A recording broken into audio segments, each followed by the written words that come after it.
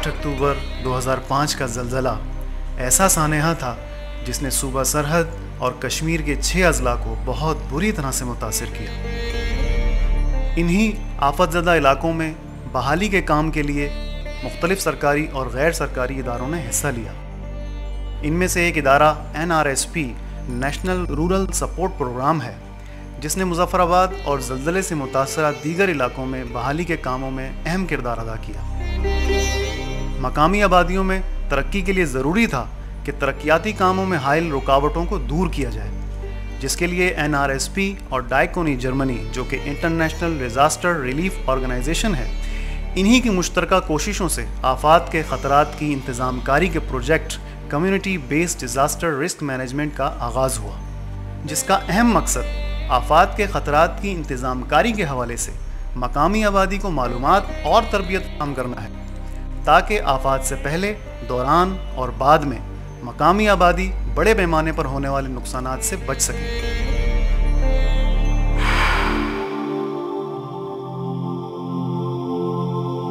CBDRM project के बुनियादी मकासद ये हैं कि ताकि लोग इस काबिल हो जाएं कि वो किसी भी एमरजेंसी सिचुएशन को मकामी सतह पे कंट्रोल कर सकें, उसको कोप कर सकें, उनके पास इतनी दफाई सलाहियतें मजबूत हो जाएं कि वो किसी भी आफत के आने से पहले भी तैयार हों, ज़हनी तौर पे उसके दौरान उन्होंने क्या करना, उनके मतलब भी उनको नॉलेज हो, और उसके बाद उन्होंने किस तरह रिहेबिलिटेट होना है। हमारा प्रोजेक्ट एरिया आज़ाद कश्मीर, ज़िला मुज़फ़्फ़राबाद, तहसील हटियाँ के 4 यूनियन कौंसल्स हैं, union council Salmia, union council Chakar, union council Hattian और यूनियन कौंसल चनारी।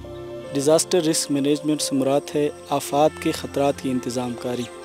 आफात के ख़तरात की इंतज़ामकारी को हम 3 हिस्सों में तक़सीम करते हैं: डिज़ास्टर से पहले, डिज़ास्टर के दौरान और डिज़ास्टर के बाद। पहले में यह है कि तैयारी शामिल है, दूसरे में रिलीफ और मदद शामिल है, और तीसरे में रिहेबिलिटेशन, रिकन्स्ट्रक्शन और रिकवरी शामिल है। हम 3 किस्म की ट्रेनिंग कम्युनिटी को देते हैं। इनमें से पहला DMC का होता है, जो कि 5 रोज़ा होता है। दूसरी किस्म की ट्रेनिंग 2 रोज़ा होता है, जो कि हम रज़ाकारों को देते हैं। और तीसरी किस्म का ट्रेनिंग, जो कि आम आगाही मुहिम हम इसको कहते हैं, जिसमें हर ख़ास व आम की शिरकत होती है।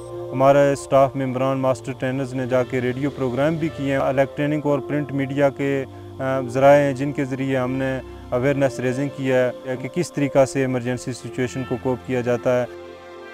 बच्चों के लिए स्कूलों में ज़लज़ले से मुतल्लिक आगाही के लिए पपेट शोज़ का एहतमाम किया गया। ज़लज़ला आया था ना, कितनी ज़ोर का। अगर आपके पास बेंच या डेस्क है तो उसके नीचे डक, कवर एंड होल्ड की पोजीशन में बैठ जाएं और 60 सेकंड तक यूं ही बैठे रहें। 60 सेकंड इसलिए कि ज़लज़ले की पहली लहर 30 सेकंड तक एक तरफ जाती है और फिर 30 सेकंड के बाद वापस आती है। इसके बाद एक लाइन में बाहर निकलें। बच्चे बच्चियां सब एक कितार बनाएं और कितार में बाहर किसी खुली जगह पर आ जाएं।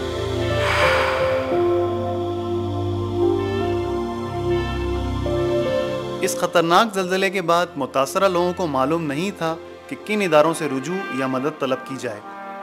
इसी वजह से बहाली के काम में बहुत वक्त लगा। कम्युनिटी ऑर्गेनाइजेशन माली इमदाद के हुसूल के लिए मुख्तलिफ इमदादी इदारों और NGO से भी राब्ते में रहती है। इसके अलावा DMC मुख्तलिफ डिज़ास्टर एजेंसीज से भी राब्ते में रहती है। DMC कम्युनिटी ऑर्गेनाइजेशन और सरकारी इदारों के दरमियान ताल्लुक़ का ज़रिया है। ये ताल्लुक़ किसी भी किस्म की आफत की सूरत में इसकी इंतज़ामकारी और तरक्याती कामों में मददगार साबित होता है।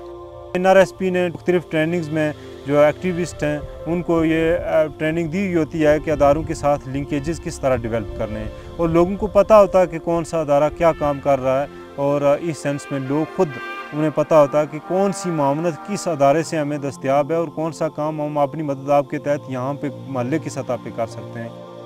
इंतज़ामी कमेटी बराए आफात के मकासद: गाँव की सतह पर मुतवक्को आफात व हादसात की निशानदही करना, आफात से बचाव की मनसूबा साजी करना, हादसे की सूरत में फ़ौरन रद्द अमल करना, आफात के नतीजे में होने वाले नुकसानात को कम से कम करना, तमाम मुतासरीन पर यकसा तवज्जो देना, मुख्तलिफ इदारों से राब्ता साजी करना, आफात की पेशगी तैयारी के सिलसिले में तरबियत हासिल करना और बाद अज़ां मकामी लोगों को तरगीब देना ताकि वो आफात की पेशगी तैयारी की तरबियत लें।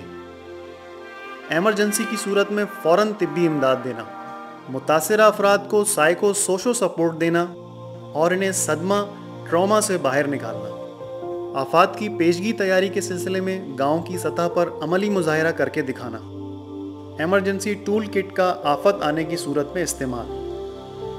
सबसे पहले हम लोग गांव में जाते हैं, गांव में जाके लोगों की सीओ बनाते हैं, जिसको हम कम्युनिटी ऑर्गेनाइजेशन बोलते हैं। हर सीओ से 2-2 या 3-3 मेंबरान डीएमसी के लिए हम लोग चुन लेते हैं। तो उसके बाद हम लोग उन डीएमसीज की हम लोग CBDRM के हवाले से ट्रेनिंग देते हैं। ट्रेनिंग के बाद ये लोग आगे जाके पूरे गांव को आफात के हवाले से, आफात के ख़तरात को कम करने के हवाले से लोगों में आगाही दे देते हैं। 8 मेंबरान की तादाद है इसमें, उसमें एक चेयरमैन और एक सेक्रेटरी हम लोग सेलेक्ट कर लेते हैं।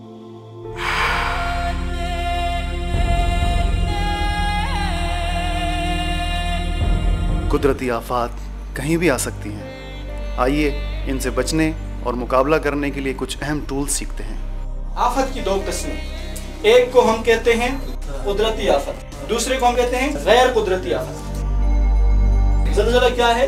कुदरती आफत। लैंड स्लाइडिंग क्या है? कुदरती आफत है। आसमानी बिजली कुदरती आफत है। सैलाब कुदरती आफत है।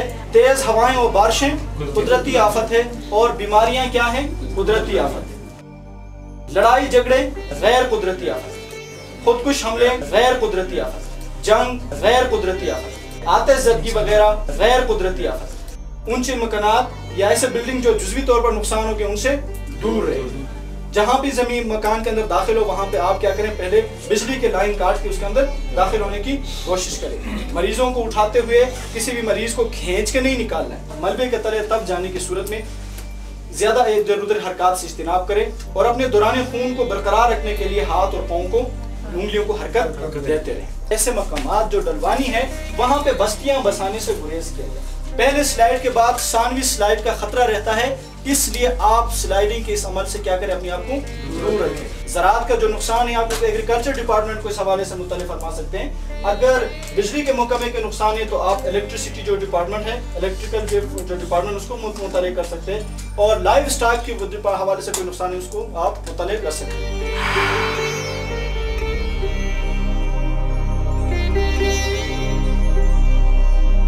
किसी भी इमरजेंसी सूरत हाल में अपने दस्तयाब वसाइल को इस्तेमाल करते हुए मुआलिज या डॉक्टर के पहुंचने से पहले किसी मरीज़ को जो हंगामी तिब्बी इमदाद दी जाती है, इसे फर्स्ट एड कहा जाता है। NRSP स्टाफ ने बाकायदा रेड क्रिसेंट से फर्स्ट एड की सनद याफ्ता ट्रेनिंग हासिल की है।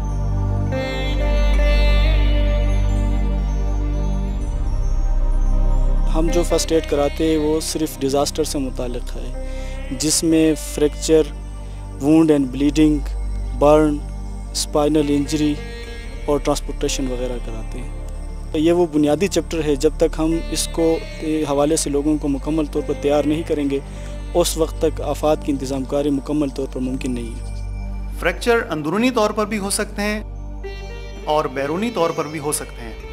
बैरूनी फ्रैक्चर की सूरत में हड्डी टूट के बाहर आ जाती है और खून बहना भी शुरू हो जाता है। फ्रैक्चर की सूरत में 3 बातों का ख्याल रखें। मरीज को खाने पीने की चीज़ न दें।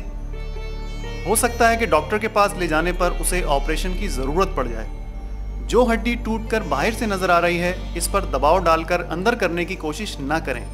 डॉक्टर के पास ले जाने से पहले मरीज़ के बाजू को अच्छी तरह बांध लें। खून के बहने के अमल को 3 हिस्सों में तकसीम किया जाता है। मामूली खून बहने की सूरत में धोकर साफ करें और पट्टी बांध दें। दरमियाने दर्जे का खून बहने की सूरत में भी धोकर साफ करें और पट्टी बांध दें।